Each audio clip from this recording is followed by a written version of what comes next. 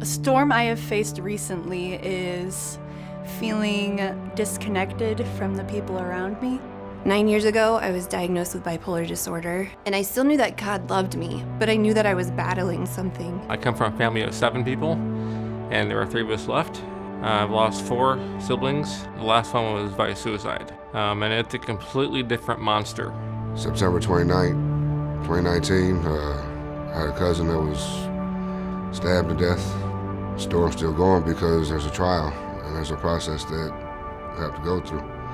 Each court date just brings it all back. In December of 2013, my son was killed in Afghanistan. Other Gold Star parents were telling me, here's how you can get through it, or just lean on us, or just talk, just do what you need to do. And they gave a lot of good advice. I thought we were almost through the worst of it. And then November, 11 months later, our building, our business, our very livelihood burnt to the ground. And I'm thinking, Lord, how much are you going to put on me? I don't like to question God, why? But I feel like he has some explaining to do. And me as a human, I feel like I have that right to be upset, to be, questioning.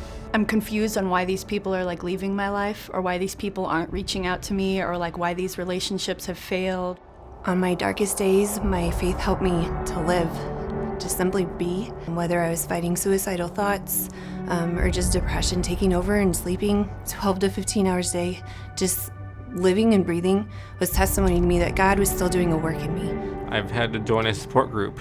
It takes a lot to forgive people. I forgave my brother who took his own life, and I eventually forgave the driver of the other car that took my other brother's life. I was sitting out there in one of the services, and it got quiet. Just that comfort knowing he knows that, he understands that I'm frustrated with him, so you know my pain, you know where I'm coming from.